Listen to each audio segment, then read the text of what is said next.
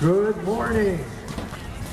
Welcome once again to the Easton Farmers Market, America's oldest continuously running open-air farmers market, running continuously here in our square in downtown Easton since 1752.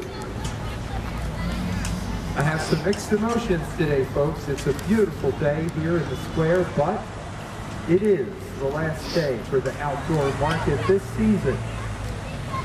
So we will begin a new era starting next Saturday with, for the first time ever, an indoor market at the Nurture Nature Center in the 500 block of Northampton Street.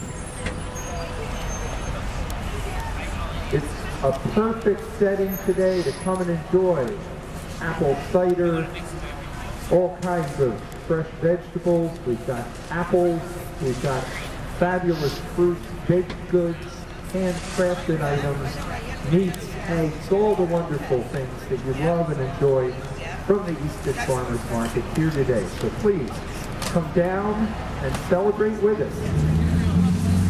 Our final Saturday here in the outdoor market for 2012.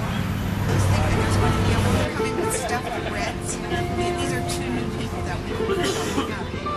And they'll be brought soups. It's going to be